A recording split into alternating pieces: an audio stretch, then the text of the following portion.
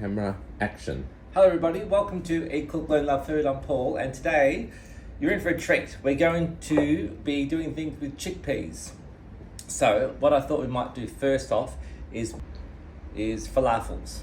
Okay, so to make falafels, what we have to do first is we have to soak our chickpeas overnight. You cannot use chickpeas in a tin, drain the water and use them. They're too waterlogged and wet. So you have to buy dried chickpeas in a packet, soak them. This was 1 kilo of chickpeas. I've soaked them overnight. You then strain the chickpeas. So these, I've measured these out. You will get a recipe, although you've needed to do my cooking school really to learn all the ins and outs. So here we have our chickpeas have been soaked overnight, drained, ready to go. So the recipe for you is 450 grams of chickpeas. This is 900 grams. But I've doubled the recipe. So 450 grams of chickpeas. Next we need an onion, but again I've got 2 onions because I've got doubled the recipe. So with the onion, we're just going to cut the onion. I've shown you how to prepare onions. What we do is we cut the ends off. We then cut the onions in half, like so. Discard those, and then with our onion, we're just going to have a medium dice. And just down again.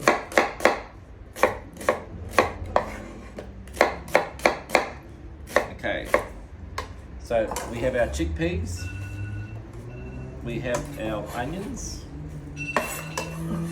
and just while I've got you there, I'm also going to we're going to make some hummus later. So I actually want to get these other chickpeas that I've got and put these into a saucepan, put water on them, and I'm going to bring them to the boil. That's going to be for our hummus, which is totally different to our falafels. But these will take a bit to cook. 2 big tablespoons of salt onto a gas flame. There we go, and those chickpeas are boiling up. Okay, so back to our falafels. So we've got our chickpeas, our onions. We have these herbs I grow on the balcony. We've discussed herbs before. So we're going to have lots of parsley. Your recipe will be 1/2 cup of parsley. This recipe will be 1 cup. And with falafels, everything's going to get put in the food processor. So again, the herbs will be all macerated in. So you don't have to have things finely chopped. But okay, so a bit like other recipes where I've said that you have to pick the parsley with your fingers, this recipe can just be roughly chopped. Okay, make sure you wash the parsley. Then we're going to have our aromatics, our herbs and spices. So we're going to have cumin. So 1 teaspoon of cumin for your recipe. We're going to have 2 teaspoons of coriander seeds. So coriander seeds, you buy these whole. Then we get a mortar and pestle and we just ground them up. It's always good to roast the spices as well before you do this, just to get a bit more flavour. Okay, so these are ground up. Okay, they go on top. It's a big mortar and pestle, that one. We're going to have cayenne pepper. So cayenne's very hot. For your recipe, it'll be 1/4 teaspoon. For mine, it'll be 1/2 teaspoon. Like so. Special ingredient, we've all discussed this before, I've shown you what to do. Buy, where's my garlic gone? Heads of garlic, peel them, put them in the machine, pulse it a few times, put them in a jar, put them in oil, and you've got garlic all ready to go. Your recipe will be 5 cloves of garlic. For mine, it's going to be 10.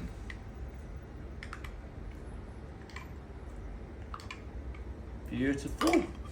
Again, those tips and tricks save you a lot of time. A couple of bay leaves. I love bay leaves. Okay, and we're going to, just to spice things up a bit, put in a 1/2 teaspoon of turmeric. Okay.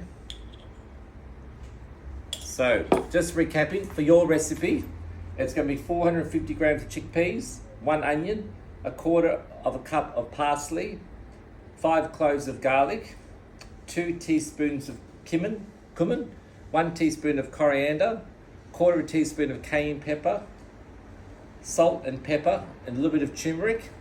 And the last ingredient we add is, for your recipe, will be 100 grams of peas. This is 200 grams of peas. So here we have all our beautiful ingredients, and we're going to put that into the food processor and pulse it. Add with salt. So nice generous amount of salt, a good grind of pepper,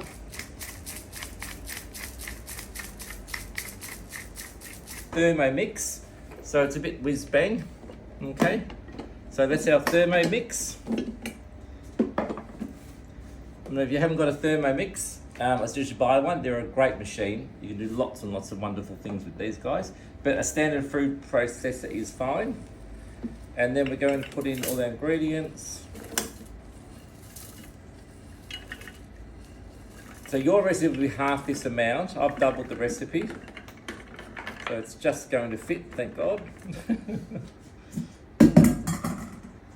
Okay, and our peas. Okay, the lid on that.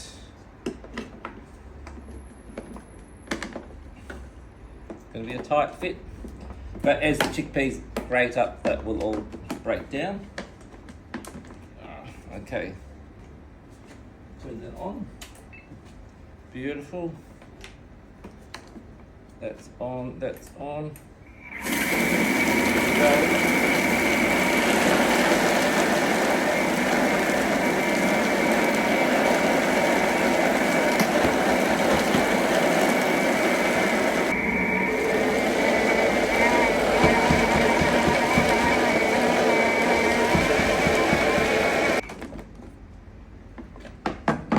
Okay, just discard any little chunky bits on top. Move that processor out of the way. And here we have our wonderful falafel mix.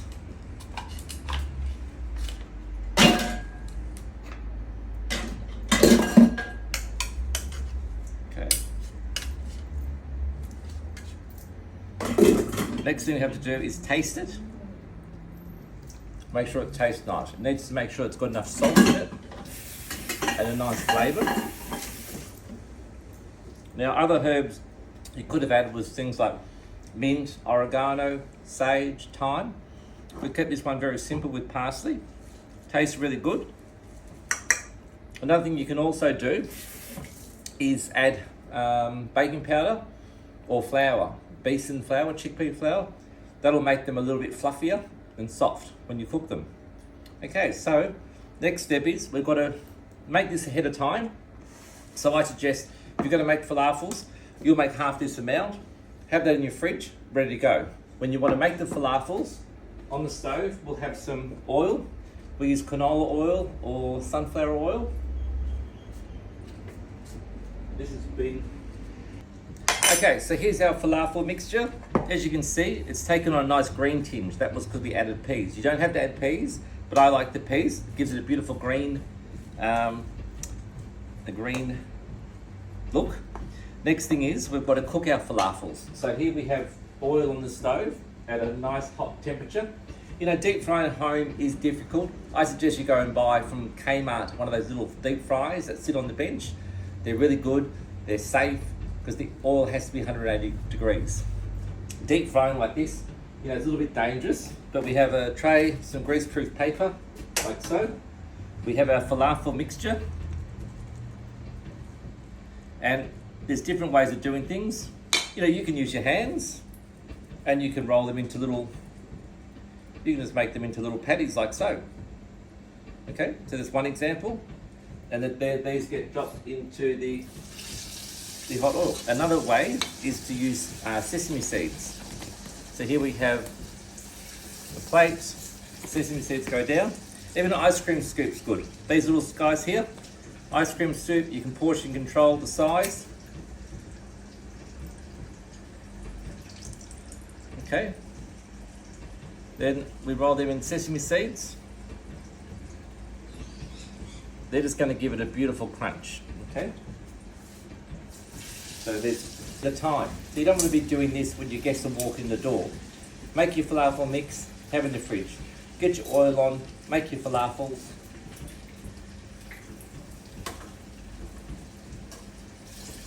You can see here, that's the one with the sesame seeds on it. That's the normal one. We'll just let these cool down. Look, it's just a personal preference, whether they're like a quenelle, whether they're little round ones. I actually like the sesame seeds on there. I think you will too. But these guys, beautiful thing. Like I said, keep making them. Make the mix up. You know, you'll make about 40 of them for your recipe. Then guests walk in the door, put them on the table. You can warm them back up in the oven to heat them. They're a great snack. You can freeze them once they've been baked off. But you can see here, they take on a beautiful green texture, colour. Okay, really nice, beautiful. So enjoy your cooking, reach out with any questions or information required, and enjoy your falafels. We're going to make some hummus next. That can be served with the falafels, or you can just eat that by itself with the crudités and dips and biscuits. Thank you so much. Keep in touch. And action. Okay, so I'm cooking the falafels. I've made this many now. Now, like a nice really additive for these guys is some sumac yogurt.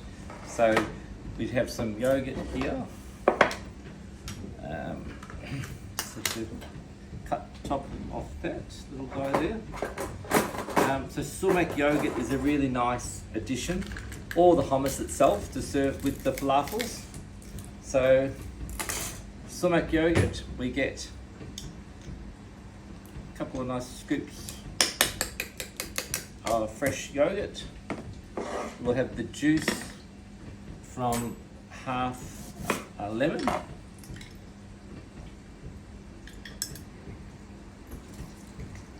Okay, and you can make this to please yourself, what you like. Sumac, anyone doesn't know what sumac is? Little Moroccan berry, dried and ground. Lovely with tomatoes and salads. Okay. Sumac, and our beautiful oil or garlic that we keep in the fridge. Just some of the oil, nice big drizzle of that. Okay, and we just mix that together. Fingers are allowed. Okay, so that is our sumac yogurt. And these little guys here are still cooking away. Just a bit longer. Be careful with that. Okay, then we can grab a plate. One other really beautiful thing too is a pomegranate. So to get the pomegranate, we cut the pomegranate in half. There's a couple of different ways of cleaning the pomegranate, but I suggest you get a, you probably don't want to use a knife, I don't know what you guys clean yourselves, but we can just get a wooden spoon, and we just turn the pomegranate upside down, and you just tap like a naughty boy. There, and you can see here all the seeds will start to fall out. You can actually freeze the pomegranate seeds, so they're expensive, like $5 each. So if you buy a pomegranate, and it's nice to display on your kitchen table, but they will, you know, get ripe and go off. So they're the seeds. They will come out into the bowl. So pomegranate, cut in half, take the seeds out, and to plate up this little dish, what you can do is you can put the sumac yogurt on the plate, like so.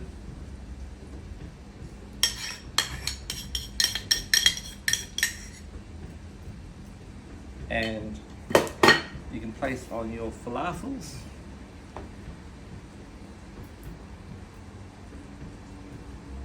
Like so.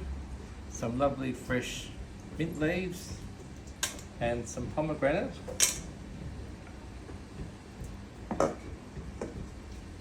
They're still cooking. Okay, and there you go. Beautiful falafel with sumac yogurt. Thank you.